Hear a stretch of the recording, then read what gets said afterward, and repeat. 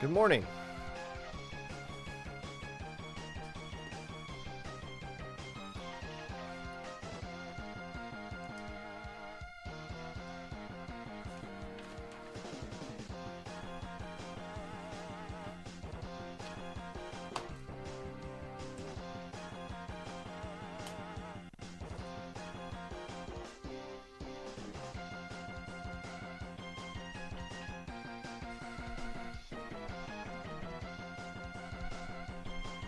Oh.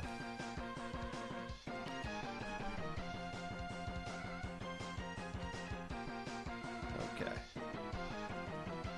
There we go. Morning, Keon. Congratulations. 1-0. Taking home court advantage. Beat LA.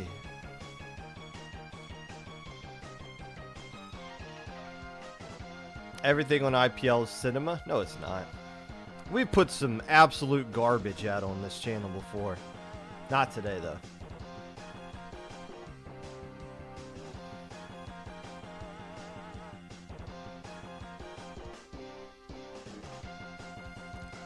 How's morale? Morale is good.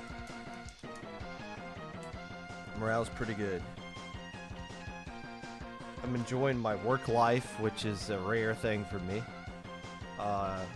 PGA is nothing but a pleasure. My mom and dad visited this past weekend. So the wife and I got to kind of like hang out Saturday night. Got some ramen. Went to the mall. Went to Waffle House yesterday. Easter Waffle House. Things are going good in the Hollowell, in the Popgun household. I almost doxed myself there. Things are going good in the Casa de Popgun. Giving Man City.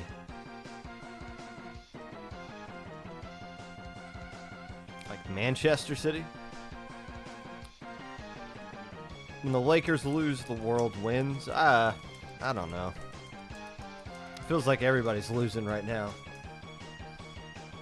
But it does help to know that the Lakers are a part of that too. What do you mean you've never been? Oh, just to say you went to a Waffle House? Go in the morning. Go at night, bring some boxing gloves with you. It's not that good. It's Waffle House honestly isn't really that good, but it was the only place in college that was, well, no, it wasn't the only place, but it was like one of the best places to go. Like we used to just hang out at the Waffle House when I was in high school, which I guess says a lot about me. Maybe competitive Splatoon isn't such a bad thing for high school kids if the alternative is going to Waffle House at 2 in the morning. The waffles are pretty good, though. I enjoy the waffles. Like, if you just went and got a waffle, it'd be fine. Those things are pretty good. Just sit at the diner. I get the All-Star Special. I don't do anything fancy to the hash browns. They're just smothered, schmuggered. I'm not really into that. Just,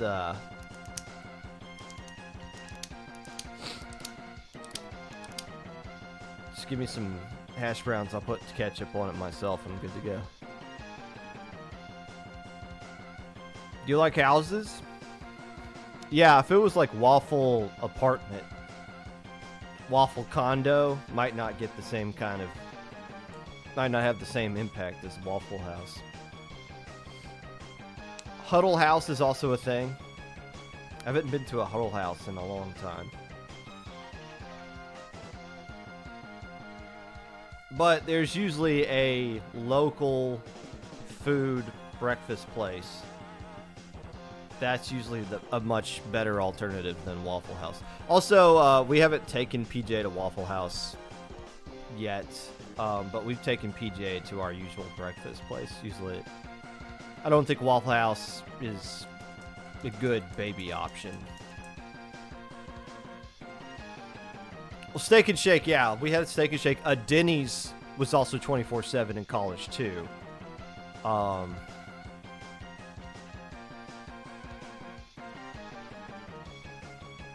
but going to Steak and Shake drunk wasn't the kind of wasn't as thrilling as going to a Waffle House like that. But that was pretty much it. Maybe Applebee's stayed up late, but nobody goes there. I got a microwave at home. Good morning, Falco. I don't like to shake my steaks. No, I don't. I mean, Steak and Shake's alright. Their menu has really regressed since I was a kid. I mean, not that you really went there and got anything other than like a burger and a milkshake of some sort. But now Steak and Shake, the last time we went to Steak and Shake was when Miss Popgun was having pregnancy cravings and was like, I want Steak and Shake. And when your wife has pregnancy cravings, you just say, okay, I guess we're just eating Steak and Shake then. And it wasn't, Freddy's is garbage, by the way. They get a little bit too extra with their fries. But Steak and Shake, the last time we went there, it wasn't like a sit down, here's the waiter kind of thing. It was just like the kiosk, punch in your order, go sit down, we'll bring it to you kind of thing, which is fine. Like, I'm not opposed to that kind of style. Things sure changed if I was a kid. The Taco Bell does, I guess the McDonald's does that as well. I don't really eat a lot of fast food anymore, but I don't like, or I do like not having to interact with human beings. And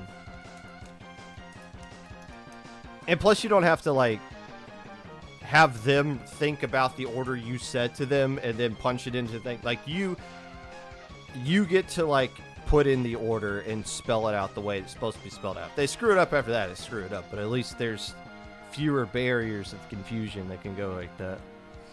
Yeah, I don't tip a machine. That's true. Interacting with others isn't hard. It's just annoying. It's easy.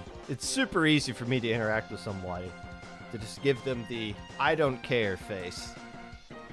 Even though they try to convince me what they're selling me is something I should care about. Fridays is garbage, though. Freddy's is garbage.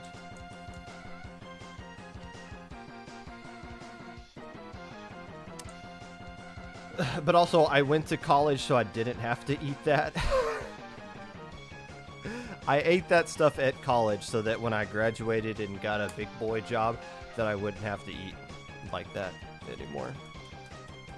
I could eat more fancy places like Olive Garden.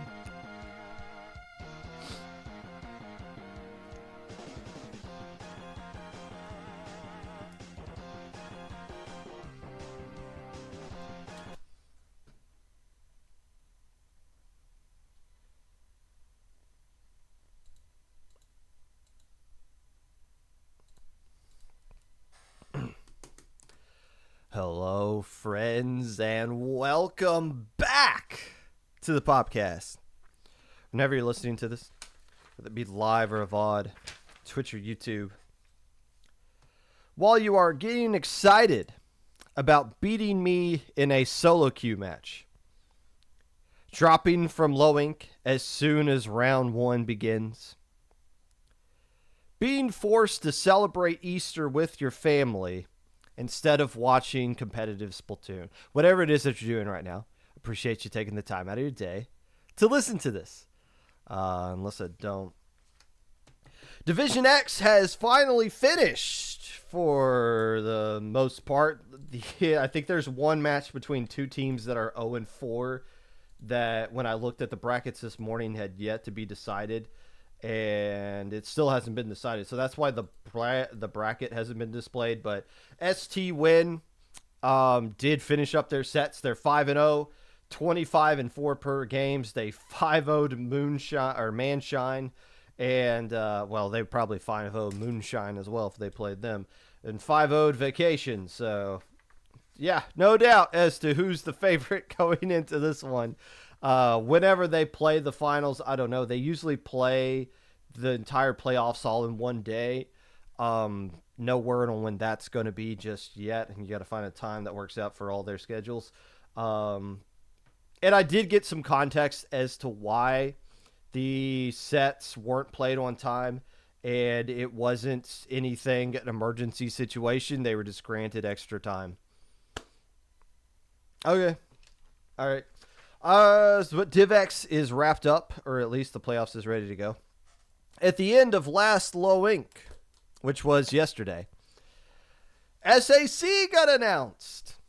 Season 10, which is actually Season 11 for those of us that have been around long enough to remember Season 0 kicking off in January of 2019. This is the 11th season of 10 seasons, I guess, if you include 0, of the SAC. Two major differences from this season versus the last season. And I think they're both good additions. First off, the skill cap has been lowered. Before, it was Division 1 teams were allowed to play, which made it just the same as every other open tournament that didn't have a skill cap to it, except the 2 X-ranked +1 type teams that might sign up for your tournament. They wouldn't sign up for SAC. And the rest of the Div 1 teams didn't want to have to play in SAC because of the stigma of playing in a mid-level tournament when they don't really see themselves as that, even though there's no way to define what mid-level actually is. Now it is Division 2 teams. I feel like that's a happy medium between where it was with Division 1 being the cutoff and where it used to be back when I played in SAC, where Division 3 was the cutoff. So Division 2 is a step in the right direction. You know, when everyone talks about the lack of mid-level things to do, and they always point to, well, there's these tournaments that have skill floors in them. Like that caters to everybody, even though 10 people sign up for it every week. This is what everybody wants. They want skilled floor tournaments. If you want to start finding a solution to the quote-unquote mid-level hell, skill floor tournaments is not the solution. They never have been the solution. They never will be the solution. If you want to create something that's going to be memorable, that is targeted towards whatever you define mid-level to be, you have to bridge the gap between the low ink teams and the future that they're going into. You can't just cut out all the low ink teams and be like, this is where it is. You start all over again. You won low ink. Congratulations. You are now going to be at the very top bottom of the totem pole and climb your way up. And it's going to be way more difficult to climb this time around because everybody's way better and you're not in this sheltered environment that you grew up in when you're in low level. You have to find a way to bridge the gap. When you lower the skill cap, you get more of those alpha low ink teams. You get more of those beta low ink teams, the Div 5s, the Div 6s, about 100 teams between Division 5 and Division 6, all of which are looking for an opportunity to prove themselves at the next level. Don't really have a tournament for them just yet. With the skill cap of SAC being lower, it gets closer to that. You should want, as somebody who's doing mid-level tournaments, you should want the alpha, the betas, the Div 5, and the Div 6 teams to sign up for your tournament. Why you want to cut them all out and make a skill floor tournament and say you're doing something productive for anybody is beyond me. So hopefully this is a step in the right direction. Is Div 2 still too high? In my opinion, yes, but guess what? There's people that literally call into this show and tell me the low ink skill cap is still high. So I guess it's all subjective how you come up with it. I think 2 is a step in the right direction. The other major change, it is now a tournament that takes place every single weekend instead of bi-weekly. So that might bump into some other events that are going on. It takes place on every single Saturday at 2 o'clock. It was going to run at the same time as Low Ink, and then I pointed out that would be a really bad idea, so it is not going to run at the same time as Low Ink. So if you want a spoiler alert for when the May Low Ink is going to run, look at the gap in the SAC schedule. There might be a tournament taking place at that time around that. But it makes sense. Look, bi-weekly drags this thing the hell out. 8 weeks plus a little bit of them some to get in a SAC season, if you include the grand final tournament that takes place for that, that's a long time. That is a really long time. And when you qualify for the first tournament, like if you win the first tournament, you qualify for the finals. That's like 10 weeks after you qualified for it. Everyone forgot who you were. You probably disbanded at that point. You probably hate your teammates at that point. And you're just like, well, let's get back together and play for this final event just because we qualified for it. No, having that all take place in a quicker time span is better. It keeps your attention span locked on it. It make a little bit more storylines as well. Something a little bit more interesting for the SAC podcast they used to do. I don't know if they're bringing that back or not. We'll talk about it here on the Popcast. Maybe a little bit more than what we typically do. Not because the Popcast is now part of IPL, but because the tournament's happening more quickly on a weekly basis, there's going to be more interest in it. So I think this is a good step in the right direction with these two changes that are coming out right here with SAC. I don't know. We'll see how it goes. I'm not playing in it, but you guys definitely should. And if you don't think this is a solution, a tournament that is for teams that are looking to get banned from low ink, but also for teams that have already been banned from low ink and are looking to take that next step, if you don't think this hits those target areas, those key needs, then what do you think does? Because there's not been a good solution throughout this time. Skill floor tournaments are not the solution. And anyone who thinks they are should just look at the registration numbers for these skill floor tournaments. It's almost... And now, there's going to be the response as well. We want less people signing up for these events because then the tournament goes quicker. And I completely understand that. But could you really say that there's 10 teams that this is like the most important target of the community we need to be focusing on? If mid-level is truly just 10 teams, why do we care so much? I think it's because they want to play in events that aren't skilled cap. We'll take a look. We'll see how SAC goes. News of tournaments that may be of interest to the casual listener of the podcast. Well, obviously, SAC's going on this weekend. And this also begs a new question. Can you create a tournament and announce it 6 days before it actually goes live? Like, can you get away with doing that? Well, SAC is going to figure it out. The first qualifier is this Saturday at 2 p.m. Eastern Daylight Time. Also, this upcoming Sunday is the LAN Championship Showdown. There are 8 teams that are going to be playing in it. They are the champions of 8 different LANs that took place across the United States of America. That is going to take place this upcoming Sunday, with the first matches kicking off at 7 p.m. Eastern Daylight Time. I believe every single match is going to be streamed. There is a lot of effort being put on the production side of things for this. Like 2 minutes spent on the seeding of this. And a lot of commentators being brought in for this as well. I don't know how much all that has been announced to the public, so I'm not going to leak anything here, obviously, but you'll want to tune in to this event on Sunday. This is something you'll want to be paying attention to. And I'll definitely be paying attention to it. That's for sure. Today, we're going to be taking your calls. All things low ink related. I also want to hear your thoughts on the Ludi playoffs. Somebody asked about the Idiots in Chat Pringle Cat situation. Maybe I'll talk about that in your Taking Your Call segment. If you want to talk about SAC, I want to hear your thoughts on that as well. If you come in here and you try to talk to me about mid-level, I'm going to ask you this question. How do you define mid-level? And all of you are going to say, well, it's when you're banned from low ink. Now you're in mid-level. Okay, cool. How do you know when you're done from being mid-level and you're now a high-level team? How do you define that?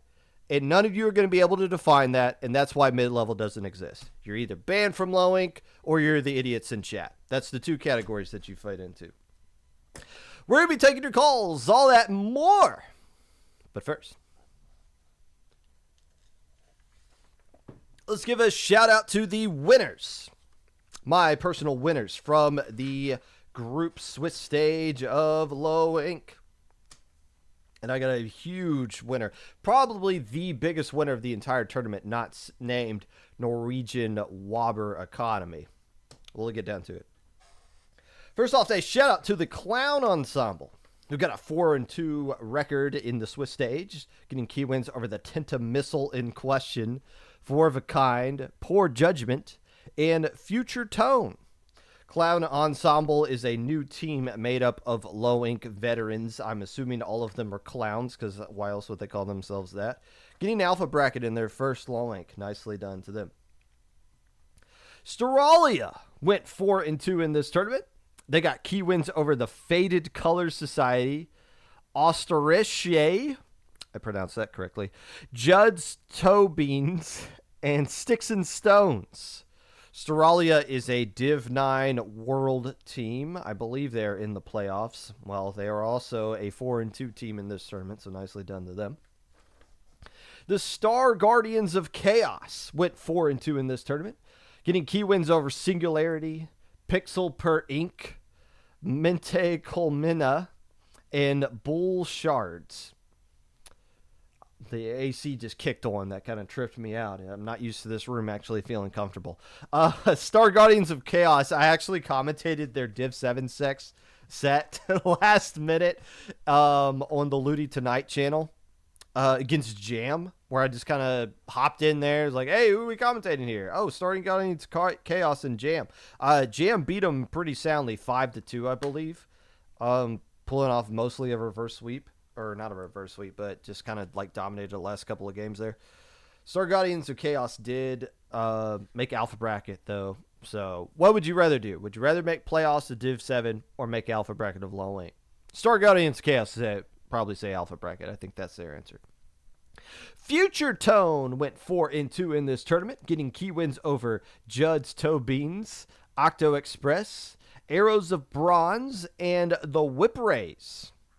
The future is now for Future Tone, who not only qualified for Alpha Bracket, they did some significant damage in there as well. So nicely done, the Future Tone. Sticks and Stones went 3-3 in this tournament, getting key wins over Less Than 3, Faded Color Society, and Nova Nightshade. This was a pickup team that found themselves into beta brackets. And I believe it was one of the players on that team was on the pre-show that said they hadn't played since like before the pandemic. So nicely done, Sticks and Stones.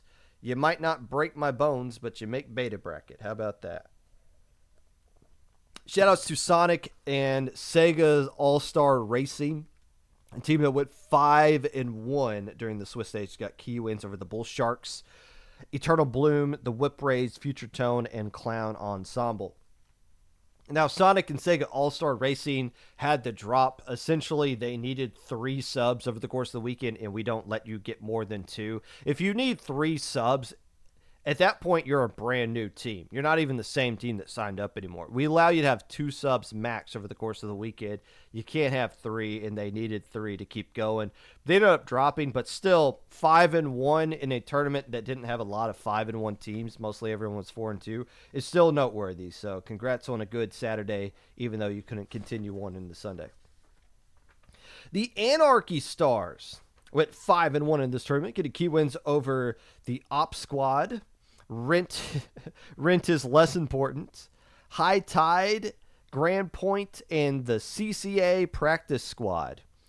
The Anarchy Stars team is a rebrand of a team called Anarchy Colors that went that finished 47th place in the last Olympic that they played in. This time around, qualifying for Alpha Bracket. Stars officially more better than Colors. That makes sense to somebody. Karmeshi Colony OAR went 4-2 in this tournament, getting key wins over Drum and Bass, Tailwind, Rent is Less Important, and the RIT Orange Kois. This was a good weekend for Karmeshi Colony, because they won from the Ink Up on Friday and then found their way into Alpha Bracket on Saturday, and then, they played Alpha Bracket on Sunday. So that's a long weekend of playing, but nothing but success for Karmeshi Colony. Roulette went 6-0 in this tournament, getting key wins against Brigada Wumi, the CCA Practice Squad, Stake, just not a delicious steak dinner, just steak this time around. The Sea Dragons and Cold Cure along with Fracture. Roulette is now consistent. Oh, that is such a good feeling to go 6-0 and get a couple of wins along the way in day 2, even though not the result they were probably looking for.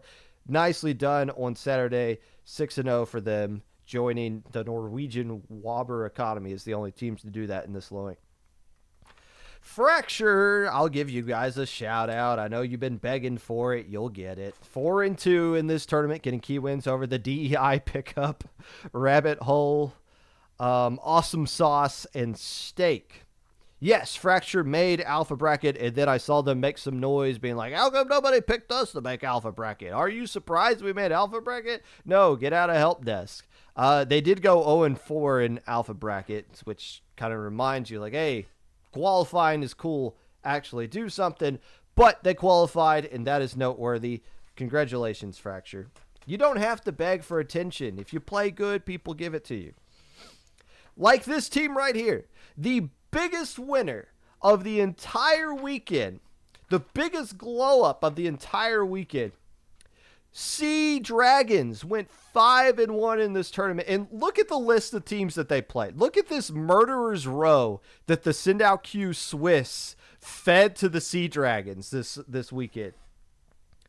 They got wins over Devora Meta, What the Fuzz, Shellfire, Rabbit Hole, and Cold Cure. And also their only loss was a 1-2 loss to Roulette, a team that went 6-0 in their tournament. My goodness. The Sea Dragons have been around for about a year now, and they have been kind of floating around. I believe they've been playing in LSL as well, but this is a flexing on some people in this kind of tournament. They only played one team that was in Gamma Bracket. Everybody else finished in Beta or Alpha Bracket, and the one Gamma Bracket team they played was Shellfire, one of the stronger teams that we have in this entire tournament. The Sea Dragons played nothing but strong teams and went 5-1, including a 1-2 loss to a team that went 6-0. That's your biggest winner of the entire weekend. I see you, Sea Dragons. I see you. Or are you the C- Dragons? Hey, C's get degrees. That works out. It would help if I have the brackets pulled up, but we are going to take a look at the brackets, Gamma, Beta, Alpha. Then we'll recap the weekend, and then we will take your calls.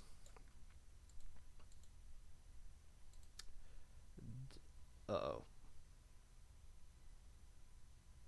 I didn't read that message, but now I did. Okay.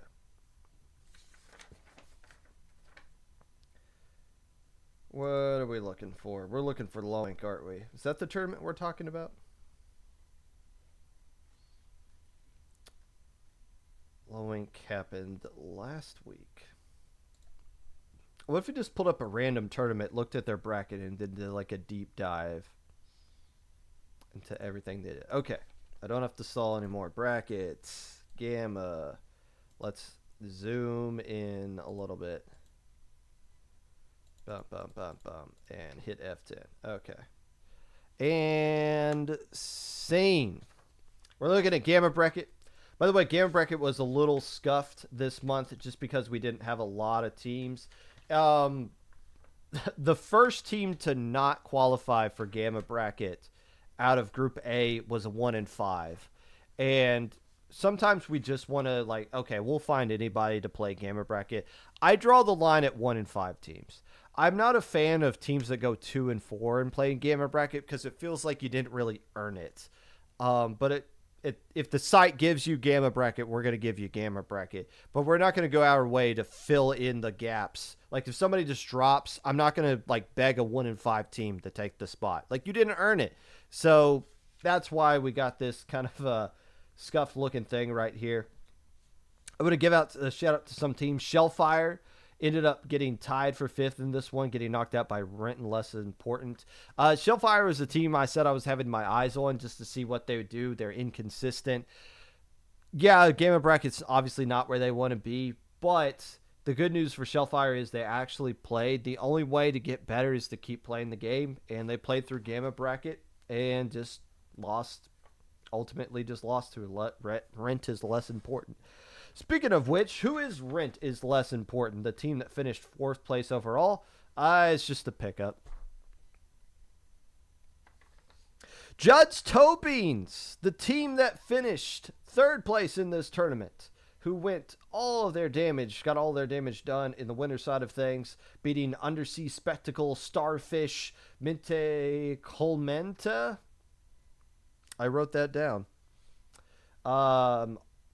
Game 3, Game 5, before just getting knocked out by the 2 teams that finished 2nd here. Mente getting a little bit of revenge on them 3-0. Judd's Toe Beans was a team that is improving. This 3rd place finish is an improvement over there from the Ink Up number 75 performance that they had a couple of weeks ago. So Judd's Toe Beans. Judd's Toe Beans would have to be pretty large, I would assume. That is a fat old cat. Mente got 3rd place last month in Gamma Bracket. This time around, they're getting 2nd place, getting swept by the Soy Jack Squids. But still, 3rd place, a bronze medal in Gamma. This time around, a silver medal in Gamma, which means they are absolutely going to get bronze again next month. And maybe not gold, because Soy Jack Squids is going to be here again. They'll take it all day long. So Soy Jack Squids, a team I had in my top 10. I had them at number 10. They didn't really seem to be challenged much over the course of this Gamma Bracket. Doesn't really surprise me. They're a solid team. Wiped out Washed, Written Less Important 3-1, Judd's Toe Beans 3-1, Mente 3-0. This took care of business, got things done, but not the bracket they wanted. Let's see if they can improve next month. Now that they got some sort of tournament win under their belt. Beta Bracket. We'll get to Poor Judgment in a second. I know. We'll get to them in a second, all right? First, we got to give a shout-out to What the Fuzz, the team that finished tied for 5th place in this tournament, getting a couple wins on the winner side of things. Where are they? Oh, there they are. They're at the very top. They beat Grand Point 2-1. The Whip Rays swept them out. And then, wait, was that it? Did they just have a bye? Yeah, that was it. Okay, so they really just got 1 win, and then Address the Gators knocked them out. Okay, well, What the Fuzz won Gamma last month. This time around, they're in Beta Bracket and somehow was able to dodge all of Losers Bracket and get 5th place overall. So, improvement, yes. It's last place of Beta Bracket better than 1st place of Gamma? As the standings would say yes. Grand Point. Also, hi, Z. Good to see you back. Grand Point got 3rd place in this tournament. They swept out Inkception. In fact, they had to do most of their damage on the loser side. Brigade of Woomy, Stake, Inkception. Basically like an alpha bracket of beta loser bracket runs here for Address the Gators knocked them out. Grand Point appears to basically just be a high point pickup. Hey, that works. At least they didn't name themselves something crazy or silly like Address the Gators, which is the team that finished 2nd place in this tournament. Who's Address the Gators? I don't know. But I will address them. You are Gators. Consider yourselves addressed. The Whip Rays deserve a little bit of a shout out here too. They finished 3rd place, getting swept out by Address the Gators. Now, Saf said this, and I don't know if it's true or not. The Whip Rays have been a thing since 2016. If that's the case, there must have been like a long gap where they didn't play much, because my team never played the Whip. Actually, that's not true. Destiny Troops did play the Whip Rays in Splatoon 3. We played against each other on stream in the like group stage of the 2nd. God, what? Oh my gosh. Why is this slipping my mind? Low Tide City, LTC. That's what I'm thinking of. So, like, Destiny Troops has played them, but we didn't play the Destiny Troops, or we didn't play the Whip Rays in 2018, 19, 20, 21, any of that. So, I don't know how old they actually are as a team, or if they even got close to the same roster, but they've been playing around for a long time. And I still think of Arby's, the old Arby's logo, when I see them. Let's talk about Poor Judgment. Let's get this out of the way. My number 1 team. And I said this because what I said was 100% true. What did I say? I said that nobody was going to beat the team Poor Judge Sunday or Poor Punch Sunday. And I was right. Nobody beat a team that was called that. A couple of people did beat a team called Poor Judgment, but that's not at all what I said. Check the VOD. I did not say that Poor Judgment was going to win the tournament. I said the team they were before did. And then we looked at Fruit Punch after the Popcast and was like, oh, they don't need to be played in low ink anymore. They got a lot of really strong results. So that kind of nerfed Poor Judgment. They had to like scramble to find subs. Poor Judgment played through Saturday. They played great. They went 4-2, but they didn't, or actually they might have gone 3-3. I think they might have gone 3-3, but regardless, they had to use subs on Saturday, and it really showed. And that's not a knock at the subs that they had. They had quality players in us subbing for them. The problem is when you have to scramble to get players last minute, they might not play the weapons that you're kind of looking for. They might not have the same play style you're used to playing with. It's different. And when you're going up against a tournament like Loic that usually is stacked with actual teams that have synergy, especially in the alpha bracket level, that's tough. I'm not making excuses for Poor Judgment. I'm just giving you the information as I have it. Assumption is that Poor Judgment had their actual roster playing in beta bracket because they beat the snot out of everybody like I thought they were going to do with their full roster in alpha bracket. In fact, Address the Gators is the only one to take a single game off of them. Otherwise, they just curb stomp beta bracket. Hats off to them for winning. If you're the better team, you prove it by dominating beta bracket. You did so again with your what I'm assuming is the actual roster. Alpha bracket.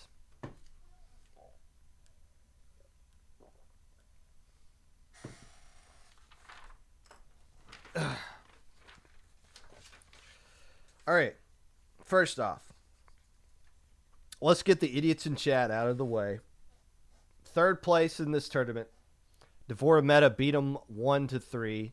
I still can't, for the life of me, figure out why they didn't use more pencil or try to like introduce a little bit more Zuka or anything to just like, hey, let's just take their Hydra out of the equation. But yeah, those two Rainmaker games were just heartbreaking. The idiots in chat, I'm pretty sure this is a record with their 2 silver medals and 1 bronze medal that they have now. The idiots in chat officially are the greatest team trophy-wise to never win low ink.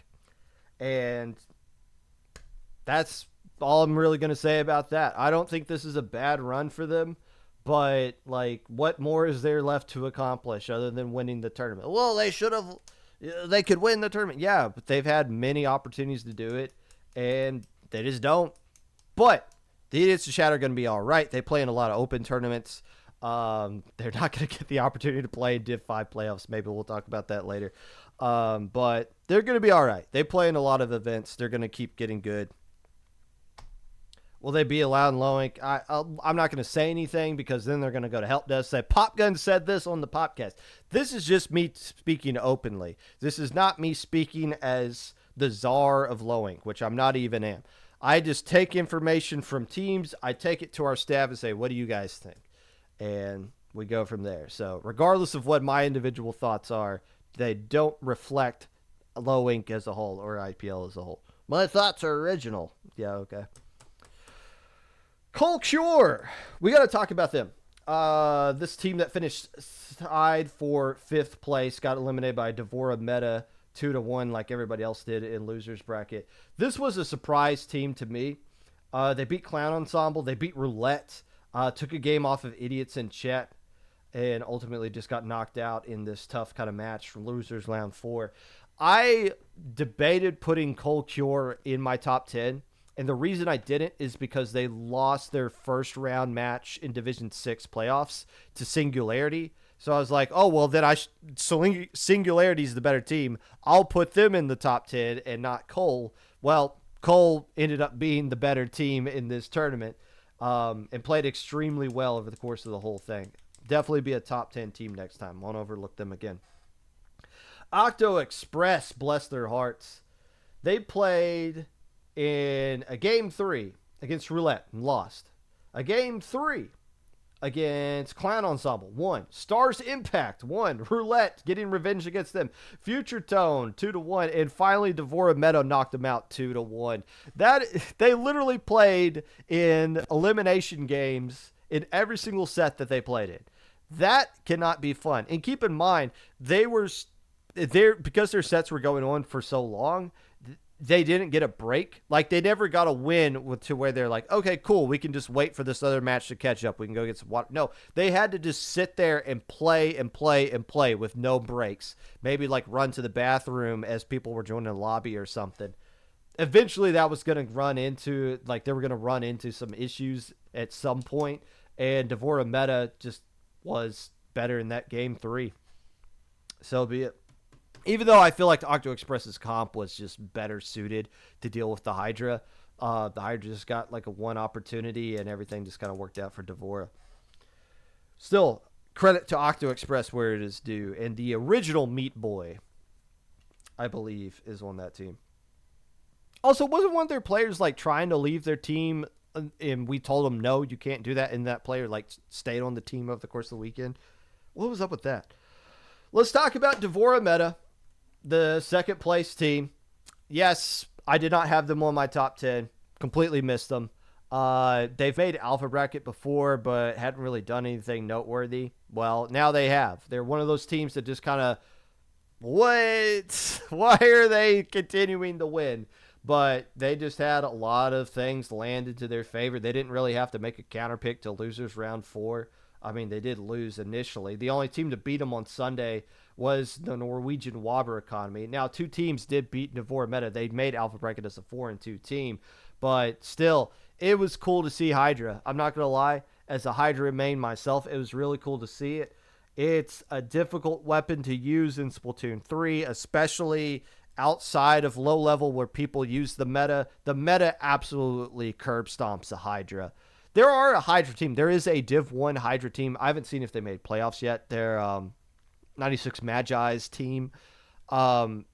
There's like some good individual Hydra players, but nobody really touches it just because it's so difficult to go up against all those pencils and E-leaders making a comeback and everybody's firing Zukas. You're just a sitting duck. But still, when you get into the right kind of name, it works out. And it worked out for Devora Meta. The problem is they were going up against an unstoppable team. Norwegian Wobber Economy. I didn't look up this stat, but I would be willing to bet that there never has been another team in the double elimination format, the double elim era, that went undefeated in alpha bracket on Sunday. I don't think it's ever happened. Even Rising Matrix took an L once. Now, Rising Matrix only lost 1 game the entire weekend. Norwegian Wobber Economy lost 2. So they're not the greatest team of all time. But still, I've never seen a team be this dominant in alpha bracket. And it wasn't like they were blowing people out. The idiots in chat in that game 1 had opportunities against them. Not game 2 and 3, not so much. Devora Meta literally had leads late in all 3 of the games that they played against them. This set, you blink and Devora Meta sweeps Norwegian Wobber Economy. Like, if you just turn off the stream and those things, you would think they're in a bracket reset and like Norwegian Wobber has no hope of winning the tournament. But because they had a little bit of a break, they got the rest against a team that had to play all day long in losers bracket.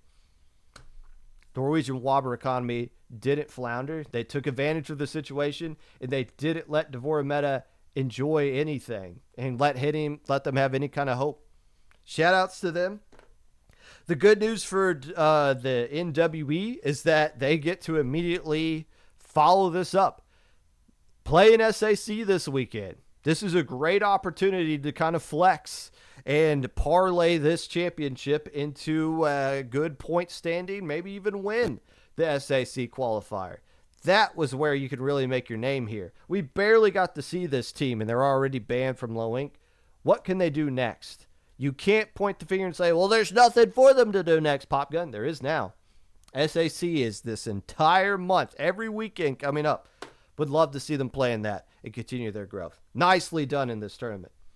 Did very well. I would have loved to see them play stronger teams, but that's not really their fault. I mean, they played Devora Meta. They played Idiots in Chat. Future Tome seems to be the present with where they're at right there. And, you know, they can only play the teams in front of them. Poor judgment. Well, they play poor judgment. That's poor judgment's fault, if anything. Shoutouts to the Whip Rays and Pringle Cat, who took one game off of them. Who is the one team to take a game off of Rising Matrix? Epic Pikachu's not allowed to answer. Anybody else, if you know the answer to that trivia question, who is the team that took a single game off of Rising Matrix in their tournament run? While you're trying to figure that trivia question out, we're going to open up the phone lines in the Discord server if you'd like to call into the Popcast and talk about Low Ink, SAC, anything related, Ludi playoffs. The phone lines are now...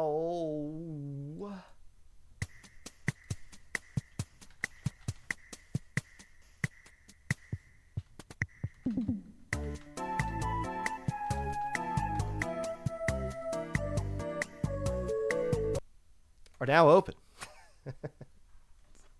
No Future Tone mentioned. Oh, cry me a river. I literally gave you a shout out before we got to the brackets.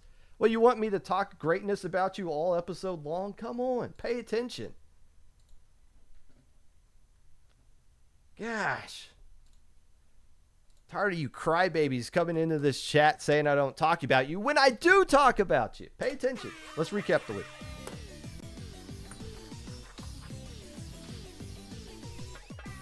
Paddling pool number 315 took place on Wednesday. It was won by FV.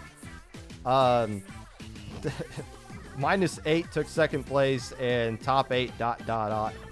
rounds out your top 3. Those numbers mean absolutely nothing to anybody. Don't worry. It meant nothing to me either. I know that's confusing, but here's the team who finished 4th place. LeBron and the Lakers plus Cell. And the team that finished 5th place was called Great King of Evil Ganondorf.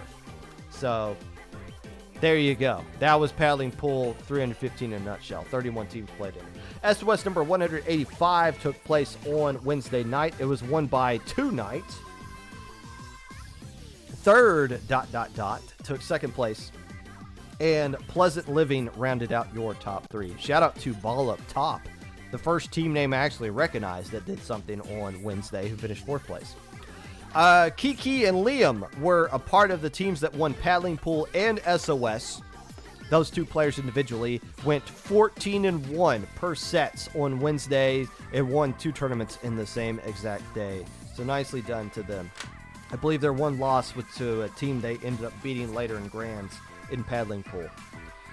Hammerhead Bracket was won by Penn State University Blue. Mako Bracket was won by Zone, which when you just say that, it just says Mako Zone. And Lantern Bracket was won by Uncanny Golf, Cat Golf. Triton Cup number 101 took place on Friday afternoon. It was won by Dujvora Squad. My Little Hinlow took 2nd place. And No Idea Bro rounds out your top 3. Liam and Kiki were on the My Little Hinlow team that took 2nd place. They almost had the Dapple/IPL sweep. Couldn't win all 3 tournaments, but did win 2 of them. Man, to be off on weekdays again. I am 21 years away from being eligible to retire. Will I have enough money to do that? No. But when I do retire, I'll come back. I'll play competitive Splatoon at the age of 60. I could whoop all y'all then. Road to Triton Cup number 200 begins now. Only 99 more tournaments to go. 33 teams played in this edition of Triton Cup. I don't have a CCA recap because the CCA did not take place this past weekend. They took the week off, and they will be back this week, so we'll have a report then. Looney playoff matches of note. Division 1 regular show got a 5-3 win over the Boldak Warriors. Division 2 Loxier got a 5-3 upset over Auntie. Division 3 Dreamy Wave got a 5-4 win over Team 7. Division 6 High Point, not Grand Point, but High Point got a 5-4 win over Distortion.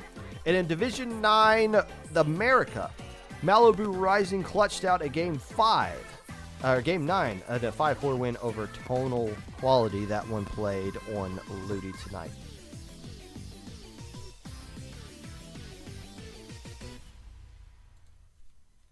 And that was your weekly recap.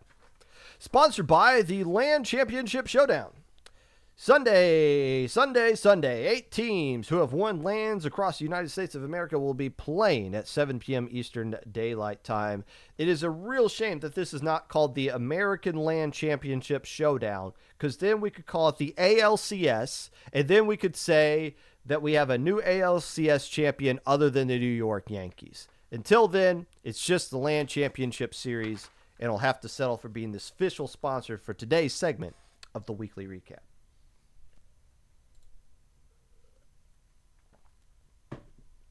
All right.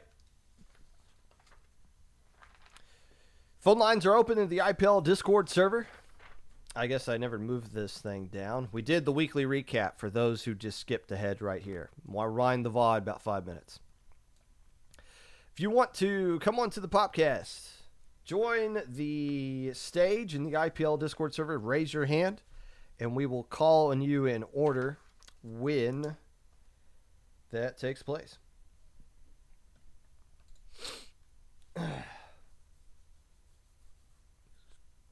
Oh. Or maybe I'll just burp until then. Or I could end the episode early and go on a bike ride before my son gets back in from his walk. You think I could do that? It's 61 degrees outside. That is biking weather. Unfortunately, we're going to have to talk to you guys. We'll start off with Cactus, though. Cactus! Hello! Hello! How you doing?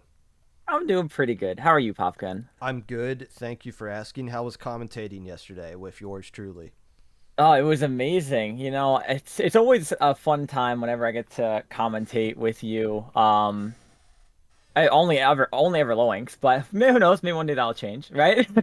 No, we did some Ludi match together. I forget what, but we did a Ludi match Yes, that's together. right. Yes. I've done a lot of That's Ludi right. I'll matches, do tonight. so I forget which one it was specifically. Anyways, It's okay. So do I. What you call in for? What's your take on anything? All right. So, the thing that mainly drew me to want to hop on the call was your daring question of, why do you determine the mid-level to high level of that whole cesspool of whatever you call those players. Yes. And I was talking to my friends Pixel and Ichigo, who both say hi to you, by the way. So hi Pixel, hi Ichigo. Yeah, I met them. And and they Ichigo had a really good kind of thought. We kind of went back and forth for a little bit while I had your show on in the background, and the way we kind of felt, we felt that kind of determines what makes you high level and mid level was, first, let's break everything down to nothing, right? If there was no one prior, if there was like maybe you had the top level, you had low ink, you had nothing else, what at least classifies high level? And we just felt that to classify as high level, you have to be having consistent placements in what we kind of call the mini majors. So your golden paddling pools, your golden try-ins, your SQ finals, maybe, you're not winning those, but in the SQ finals, you have some top level players that will play in it here and there, if they have the time, right? But lately, I feel like it's been full of just those high level players that are trying to push to top level. And that's where we feel high level sits, is that if you're able to have those consistent placements in those tournaments that are rare, but are drawing a good viewership, that are high sought after events that you want to try to take results on other teams of and other players. And then under that is mid-level. Like you're the weekly tournament Andes playing whatever pops up. Maybe it's the SOSs of the week, the ever so returning for the 10 times now SAC. And then from there, obviously, you have low level for low ink. Okay, so let's consistent placement in top tournaments. Here's where you're going to get tripped up. What is your definition of consistent placements And is it the same definition that everybody else is going to have? And also, if let's say you say it's fifth place. If I get fifth place in a tournament that doesn't have FT Wind, Starburst, Moonlight in it, is that the same as someone who got fifth place in a tournament that did have them in it? So that's what we were trying to figure out, right? Because like obviously you could, if you wanted to some people you could say, oh well, if you win SOS consistently, that should make you high level. It's like, well, no, because you're theoretically going to be one of two teams that are probably going to destroy everybody and not drop a single game. That has happened for like how many weeks in a row. So that's why we broke it down to tournaments that either have a high standard to qualify for, right? Where you have to grind out either the Sendo Q points, which would be the Sendo Q finals, where you have to have those qualifying points with either your team or players to be able to compete for. Or you have those rare one-offs like the Golden Paddlings, where you're going to have a lot of those players want to show up because there's a special badge, there's maybe a prize pool involved that is going to draw the attention of those high-level players to want to compete. That makes it more challenging than just a free win in a sense. Okay, so here's what I came up with, and I've come up with this as in a joking way, and I've said this before about teams in the past. There are teams that are gatekeepers. If you beat this team, you are high level. In the past, it was Azure, and some of their players joked with me about calling them the gatekeepers before. Red Sun, In Control Red Sun was a really good gatekeeping team because they would lose just enough against quality teams to where it's like, okay, now you're the big dog. Who do you think is the gatekeeping team today? Like who's the team that's like, okay, you beat them and all of a sudden you're in? Is it like it would have to be below a Hershey pickup. A Hershey pickup's too good to be a gatekeeping team. It's so tricky. I think the main thing that makes it so tricky is that like the only time I know that is like at that level is the Hershey pickups. But I think there's such a large friend group. I feel like just saying that the Hershey pickup circle is the gatekeeping Oh, realm they're because too there's so good. many. There's so many. They're too I good. mean, okay, And they're good, but they're not good enough. They're Healthy good, but they're Diet not good Food enough. Groups is too good to be that kind of a team. I'll have to think about it. We might not have enough consistent teams, but it has to be. Healthy Diet's too good to be that kind of a team. Yeah. I'm gonna have to look at this now because that's a great question. Now you got me thinking yeah, more. it's a horrible title to give somebody, but who is the gatekeeping team of high level? That's where we'll go. All right, Cactus, good thoughts. You're wrong, but I appreciate you sharing all your thoughts anyways. Absolutely happy to come on. Oh, there we go. Electro J number 46. Come on down. How'd you do this weekend? I already know, but tell us in your own words. All right. Hello. How's it going? The going is going. It is going good. Thank you for asking. Nice. Yeah. You actually you gave me a bit of excitement earlier because you gave out the shout out to Sticks and Stones for making beta bracket, and that was the team that I was playing on for this tournament. Well, nicely done. So, How was it playing in your second low ink versus the first one you did last time? it was a lot different, I would say. I think just like I feel like the dynamic felt a lot different, especially because like the first time, it's your first low ink, you've probably never played against a lot of these teams, so you don't really know exactly what's going on. But now in the second time with other like playing with people who like still like are kind of like you're kind of starting to get a feel for things, and like now you're starting to get a more better understanding of everything, and I think just like everything clicked a lot better. Our comp was a little interesting on day one because we had different players for day two, and we ultimately got like swept out on day two.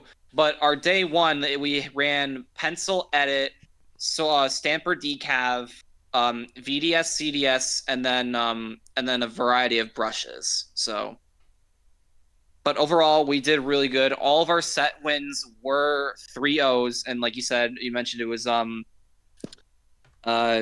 like less than 3 Nova Nightshade and Faded Color Society. So that was very fun. I enjoyed it a lot. Not the exact result I was looking for beta bracket, but hey, first time making a bracket, I'd take it. There you go. That's good. We like to see progress. Now, the most important question, are you having fun doing all this?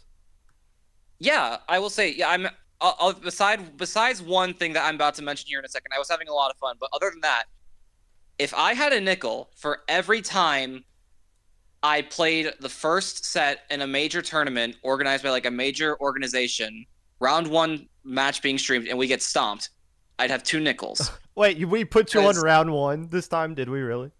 you guys put our game against Four of a Kind. We kind of it was it was a little hard for us, but we made the recovery. We played less than 3 the next set after, and we got the 3-0. And I even got a game saving triple in game 3 to make sure we secured the 3-0. But the other time was my first ever tournament. My first ever tournament was the second edition of Setting Sail when my G's Octaves stomped everybody to win the tournament. Our first match ever. It was my first ever competitive tournament like set against anyone. Our match was streamed. And it was the nerves were peaking, man, I will tell you. Well, there was one point where Destiny Troops was getting streamed every tournament we played in. And I remember going to the TOs in the staff channel at one point and just being like, stop putting us on all the damn time. We don't want to be on. But the more you do it, the more you realize, oh, wait, it doesn't really matter that much. But yeah, we'll, okay. I'm not the one picking the matches, but I will make a note. We will find you and we will dodge you until round 2. Then we'll put you on. How about that? I appreciate the thought, so it was very fun. The thought is usually all I can do. I don't have control over as much of things that I like to think I do. Hey, you call in anytime, all right? Yeah, and I will say the beta bracket was fun, and actually I think inadvertently I actually now am facing the reality. I did an exemption request today because Setting Sail's happening this next weekend, and I made an exemption request and it got denied. So I think I'm kind of sitting here like, wait, I'm banned from Setting Sail and Reach now. So I'm now having to deal with the fact I'm banned from tournaments. Well, let me back up because I am not familiar with either one of these tournaments. What is their skill cap? So I think the skill caps they don't explicitly say, but like they say, if you've reached like beta bracket, even round 1 eliminations, and that means you would be out. But I think just like I tried, the one thing was that with how small this low ink was, and considering the fact, and I took a look at this, of the 16 teams that didn't make a bracket day 2, half of them dropped out during day 1. So yeah, and I mean, look, I'm not going to be, well, I am going to be critical of other TOs but I mean, just hearing this off the top of my head, when it comes to skill cap tournaments, it's tricky because you have to have a line in the sand somewhere. Ours is Div 5, but as you can tell with like exemption requests and things like that, we kind of like go up and down with that line. If you're telling me if someone makes a beta bracket in a low ink like this that has less teams, in a tournament where people get bumped up based off of drops and that bans you from another tournament, to me, that's just kind of lazy TOing, but I don't know anyone who runs those events or anything about them, so I won't like comment too much on that. But okay, well, congrats on being banned. Trust me, there's like 6 gazillion other tournaments you can still play in, so don't worry about it. Yeah, I'll probably eye another FTIU possibly in the future. Maybe not the one happening in 2 weeks because that is the Friday right before finals for me. So I think now I'm probably going to possibly lay off the gas, maybe either play in Shark Tank this weekend or All for One. But other than that, I think I'm going to take the breaks. I'm going to put on the brakes a little bit, and because I'm always the believer, school comes first. So I will probably take a look at that, and then once I'm done with school, and then if I want to have free time in the summer, it will be go time. All right. Well, you call in any time. School is more important, but rent is less important, apparently. Thanks again for having me. Electro J, number 46. That went well. Now we bring in somebody who is no longer the reigning low ink champion and is thus someone who will quickly fade from memory. Tetra, what you got? So sad. So sad. Yeah, this is my first low ink spectating, and it was quite a show, I gotta admit. It was like a lot of upsets this low ink, I felt. Like a lot of teams that could have done really well got knocked out early, poor judgment making beta. Yes. Yeah. Also, Well, I mean, they had to deal with yeah. sub issues and stuff. Did you guys use any subs when you won low link, or was it just your core loss or the whole Oh weekend? no, we were just the usual four. That was also our first low ink as well. Oh man, I did not expect to win that. But like, what? So when yeah, you I was, won low link, yeah. when my team won low link 5 years ago, we got bombarded with a bunch of congratulations, like people pinging us and other servers and all this. I also got a lot of, hey, we want to scrim you from like people who never wanted to scrim us before. All of a sudden they wanted to like scrim us. Did you guys like get a bunch of people reaching out to you being like, hey, we want to fight you guys now. Are you interested? Dude, I got like three DMs and that was it. Oh, no, I don't think anyone else lame. wanted. I think we still struggle finding scrims because like, well, my team's like very unorganized. So my like one of my players who looks for scrims will always just ping scrim right now in all the servers, which isn't the best idea. Usually we just end up doing sendu instead. So Splatoon 4, you guys your Ludi run is done. Is Splatoon 4 we win going on? Are you guys still going to be a team in the future? Oh heck yeah, we're still a team. Are you playing in SAC We this just haven't. upcoming weekend? We're planning to 100%.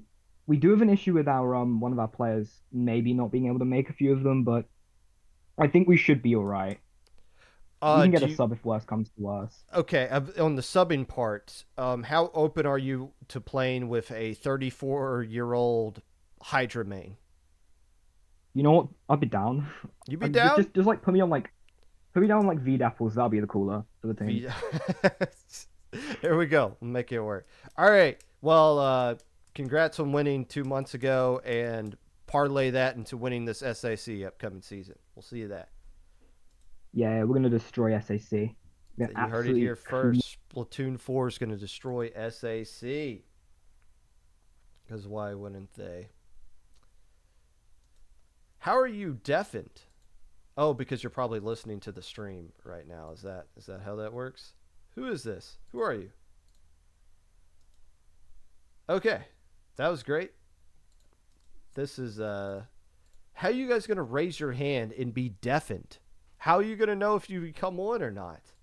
How does that even work? Epic Pikachu wouldn't let me down. Epic Pikachu has never let me down. The biggest you got to accept the invite. Epic Pikachu, come on. You can do it. Yes. Are you there? Hello. Ah! So I was in chat when you asked the trivia question. I did put the Yes. answer in chat. But I think he missed it. But I do know the answer. Hold on. Yes, I told you couldn't answer. Why did you answer? No. I thought it must have cut out for me then because I was on the road. Like I was in a car. So I literally said anybody can answer this except for Epic Pikachu because I knew you would know the answer. You've been paying attention to this scene as long as anybody in chat. But yes, you are correct. It was the Sea Boys who won on Splat Zone's Humpback. I believe it was like the last game they could have won. Like Rising Matrix was one game away from the sweep, and then they just got kind of like lost in overtime in Humpback Zones. Got cheesed with Booyah Bombs. That's true. Yeah, I guess the mobile data must have cut out on me then. Sure. Well, you don't get any bonus points for that, but you do get credit for getting the question right. Is that all you had? Yeah. I didn't play in low ink because I was busy with Easter, but I was watching. So fair enough. Now, were you watching while like you should have been doing something else? Like, did you have the phone open or in the corner or something? No, I'd gotten done with like some like stuff for Easter beforehand, and like I play Uno Attack for my mom every holiday, and I beat her in four hands. Oh, is that like a what is four hands? Is that like a card game? No. I beat her at Uno Attack in four hands. Oh, at Uno Attack. Okay, fair enough. So we were already done before day 2 even started. Now let me ask you this question. I probably should have bring Electro J back on to ask this. If you beat your mom in four hands, how many tournaments does that ban you from? I don't know. Well, I'll do a search. I'll do a search and see what tournaments that bans you from. Hey, Epic Pikachu, my most loyal listener. You call in anytime, all right? Hey, we'll do. There we go. There we go. All right, we're going to give the person who was deafened, you're not getting a second chance. We're running out of time. Instead, we're going to bring on the reigning low-ink champion, the Norwegian Wobber Economy. Hello. Hello. How you doing? I'm alright. Lowink was kind of interesting because everyone else woke up at reasonable times and I woke up at 4 p.m. So it's great. What time did you play your first set? Like, what time was it locally when the tournament started? 6 p.m. Okay, so you weren't playing at like midnight or anything. Yeah, no. Okay. Cool. It's probably worth it to play at midnight as well. So what did the Whip Rays do, and what did the Pringle Cat do that caused you guys to lose to them? For Whip Rays, they just counterpicked at Crab Leg. Like Crab Leg is just one of our weakest maps, and also we just don't like fighting Hydra, just in general. Like we're just very bad into Hydra because our comp just can't really deal with it because we don't have like stuff to move it around, and also we get tilted at it. So and with Pringle Cat, they ran like a really weird like roller comp, and we're kind of bad into sharks as well. What is the future for the... Now, you're the Norwegian oil economy, correct? Yes. Okay, so what's the future for your team now that you are immortalized as low-ink champions? We're probably gonna go in as 5 with Lemon and just like go into SAC and see how far we get. Because I don't know if we're gonna play all the qualifiers, but we're gonna play at least one, I think. Well, if you win one, you don't have to play the others. It'd be nice why to win one, yeah. Yeah, why don't you just win? I mean, you won low ink. How hard can it be? Very possible. Okay, what is the Norwegian Wobber economy? So like me, Matt, and Atmos, we just were a group of friends, and then Lemon came on because we just met her through like connections, and we just enjoyed her company a lot. And then we didn't really have just a name, and we just decided to go off of Atmos's nationality and just we used to like make fun of him because like his economy is just completely based off of oil. So that's how it came to be. And then we just brought on Wobber because I was on a previous team, Traffic Cones, before, and he was on that team, and we brought him on to play low ink with us, and we just decided to put him on there. It's just funny. The entire Norwegian economy is based off of oil. We learned something. We learned geography here today in the podcast. Where we go. Any advice to somebody who wants to win low ink next month? What do they need to do? Focus less on the end result and just have fun playing it because it's a very long tournament, so it can get a bit stressful. Just enjoy the sets you play and learn from it, I guess. Oh, I have one more question actually. The break between winter finals and grand finals. What did you guys do during that break? Some of our friends wanted to do like a short warm-up scrim because they were going into like something I don't remember. We did a couple of matches there, and then we just started messing around in 2v2s. We were just trying to stay warm because breaks like really hurt us usually. Like we just get really rusty after just not playing for a bit. Did it feel like in that game one that you were a little rusty and you needed to like... I mean, you eventually won game one, but you were a little sluggish coming out the gates. Yeah, 100%. Ship shape is kind of weak for us as well on zones especially, so it just felt really bad, but we managed to pull it together on lockout, which I was very happy with. Well, congratulations on winning. You saved the economy for Norway's wobberness, and win SAC this upcoming weekend. Let's keep the We'll train try our rolling best. here. Thank you. You are most welcome. Do I take a... Hold on. No. We're ending it right there. That's a good one to end on. How could we end on anything other than that? So that's going to do it for today's episode of the Popcast. If you'd like to be a part of the Popcast anyway, feel free to reach out. My socials below, Blue Sky at Popgun, Discord at Popgun, YouTube at Popgun25, Twitch at 25 Popgun, all that good stuff. Let's raid somebody, not IPL Splatoon. That is me. Let's raid somebody else.